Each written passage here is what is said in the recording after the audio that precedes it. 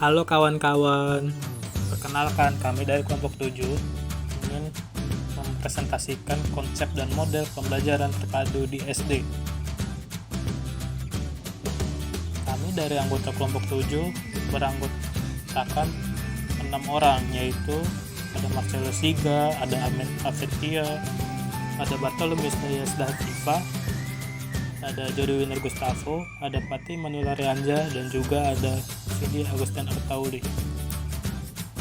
Kami kelompok 7 mahasiswa aktif PGSD Unikat Majaya telah mengumpulkan beberapa informasi dan contoh dari konsep dan model pembelajaran terpadu di SD. Mohon disimak terus ya.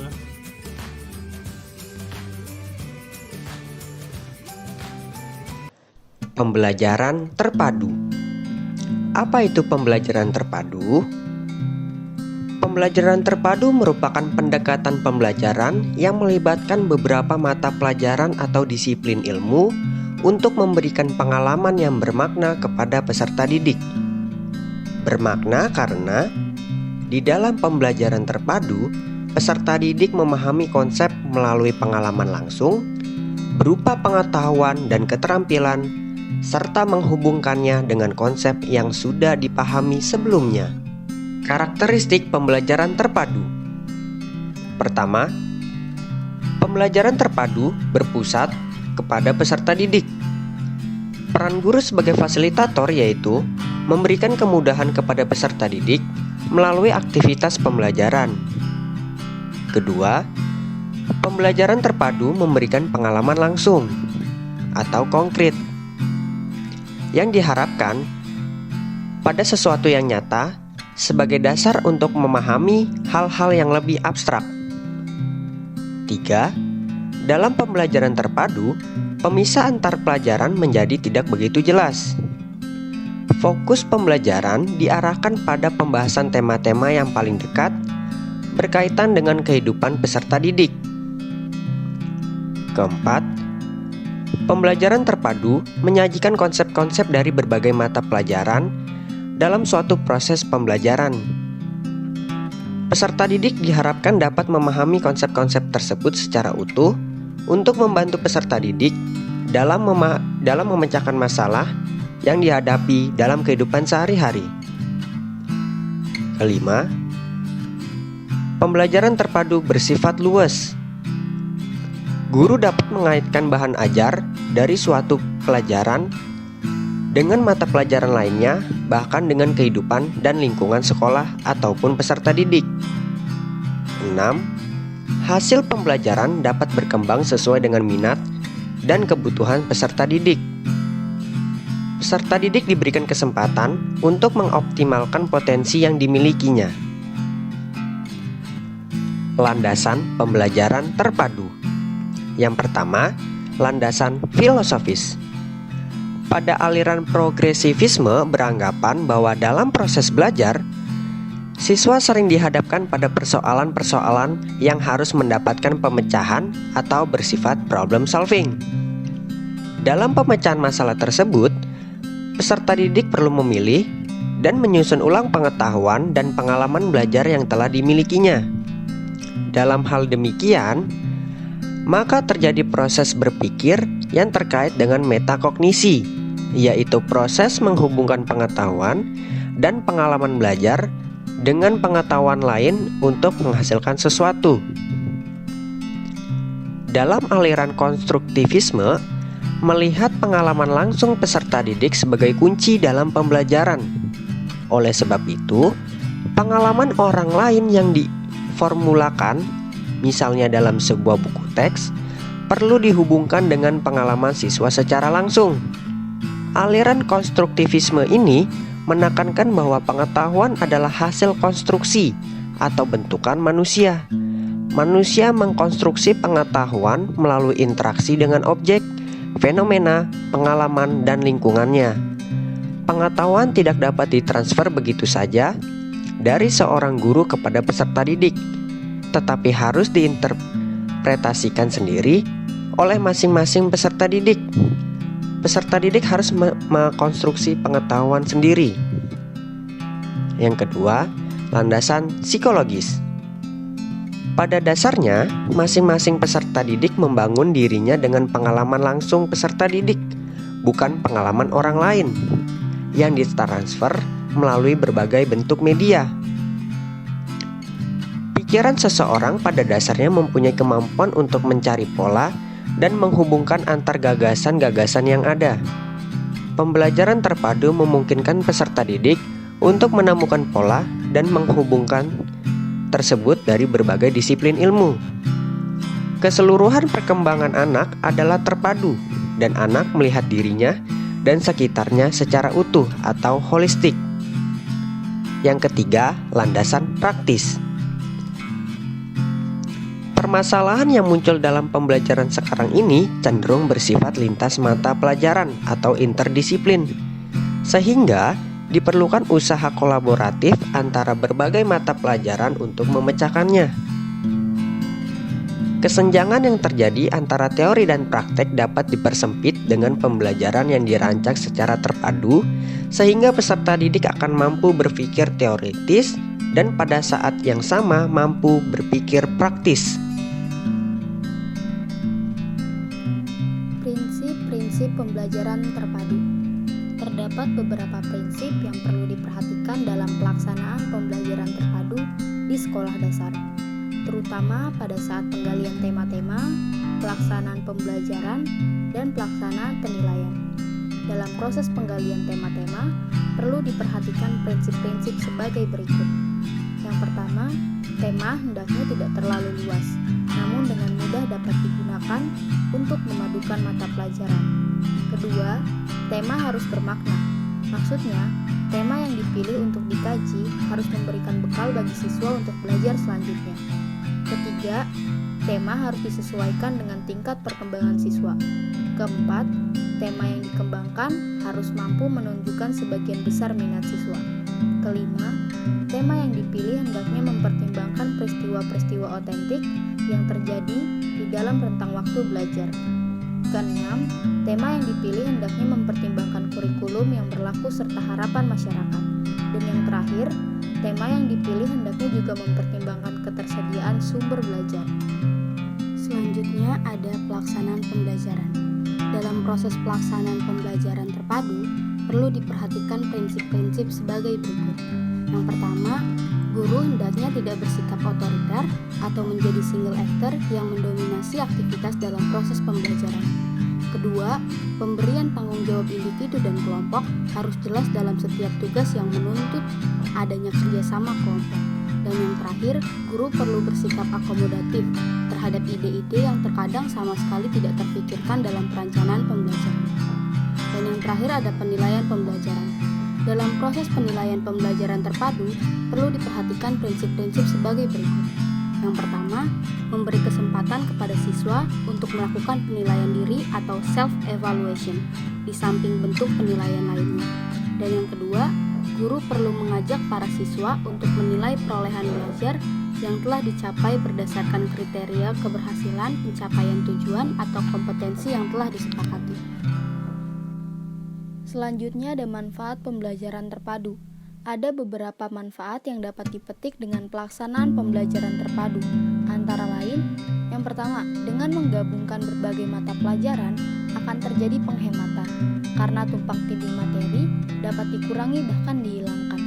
Yang kedua, siswa dapat melihat hubungan-hubungan yang bermakna sebab materi pembelajaran lebih berperan sebagai sarana atau alat daripada tujuan akhir itu sendiri. Ketiga, pembelajaran terpadu dapat meningkatkan taraf kecakapan berpikir siswa.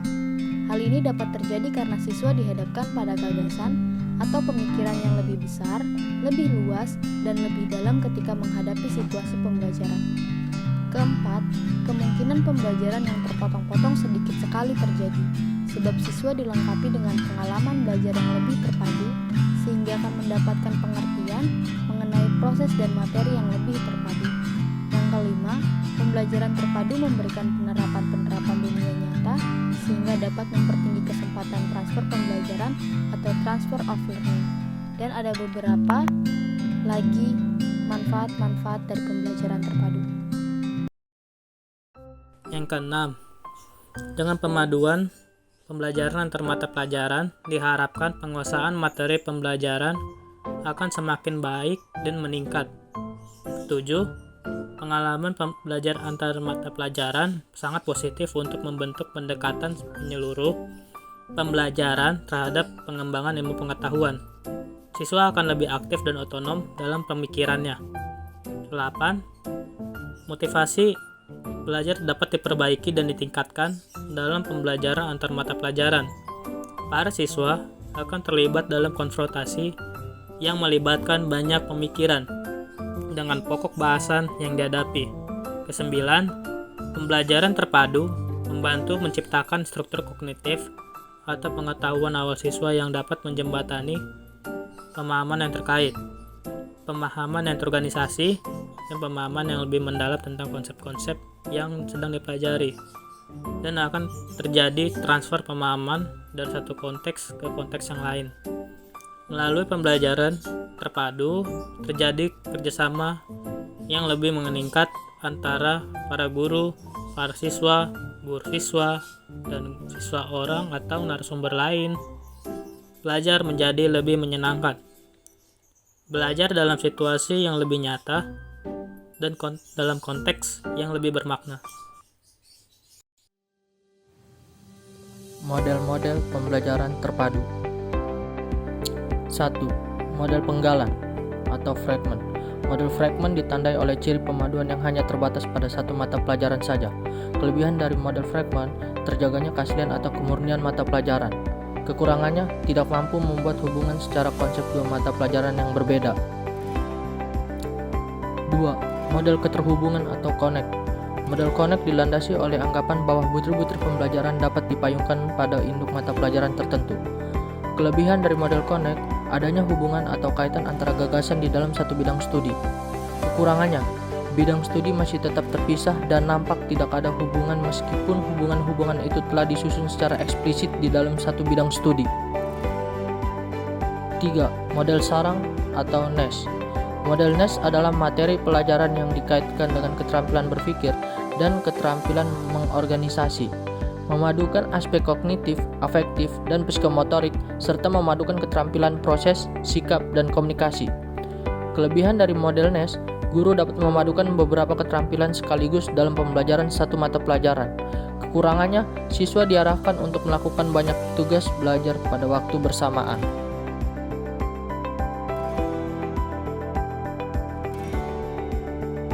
Yang keempat adalah model urutan atau model sequence. Model urutan atau model sequence merupakan model pemaduan topik-topik antar mata pelajaran yang berbeda secara paralel. Maksudnya adalah, guru dapat memadukan topik-topik mata pelajaran yang berbeda atau mata pelajaran satu dengan mata pelajaran yang lain secara berurutan.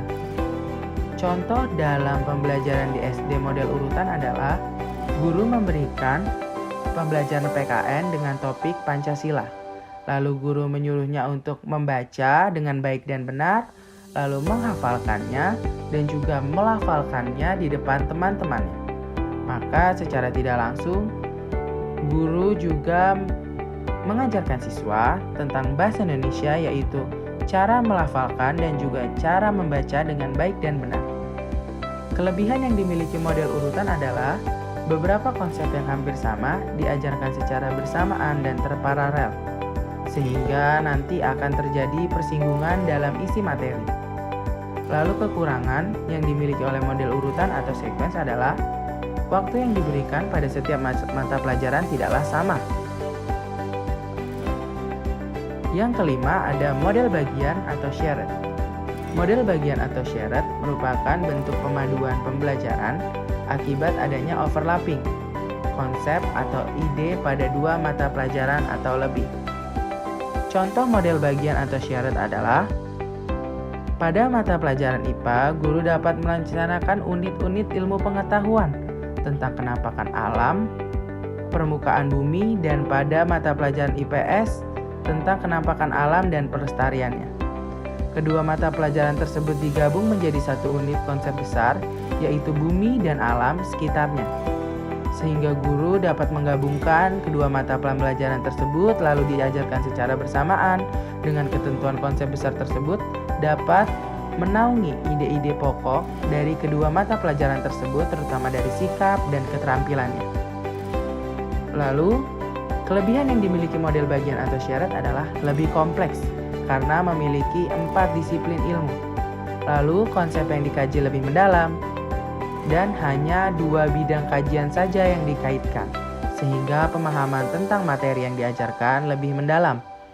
Lalu, kekurangan yang dimiliki oleh model bagian atau model syarat adalah membutuhkan waktu yang lebih lama dan juga memerlukan kompromi dan kerjasama serta kepercayaan dalam tim. Lalu, yang keenam adalah model jaring laba-laba atau Weber. Model jaring laba-laba merupakan model yang paling populer atau terkenal di antara model-model lainnya. Lalu, model laba-laba ini juga sering digunakan pada pembelajaran di SD. Juga model yang harus menemukan tema dan menjadikan tema sentral atau tema utamanya sebagai keterhubungan mata pelajaran. Contohnya adalah guru dapat mengambil tema tentang keluargaku. Nah, lalu dikaitkan dengan pembelajaran bahasa Indonesia tentang menyebutkan nama orang tua dan juga saudara kandung. Lalu untuk IPA menyebutkan nama bagian-bagian tubuh. Lalu matematika membilang atau menghitung secara urut. Lalu untuk IPS menyebutkan nama lengkap dan juga nama panggilan. Kemudian kelebihan dari model jaring laba-laba ini adalah mempermudah guru dalam mengajar, memudahkan perencanaan, memberikan kemudahan pada peserta didik. Lalu kekurangannya adalah biasanya guru membuat tema yang cenderung dangkal, sulit untuk menyeleksi tema. Guru juga lebih memusatkan kegiatan dibandingkan konsep pembelajarannya.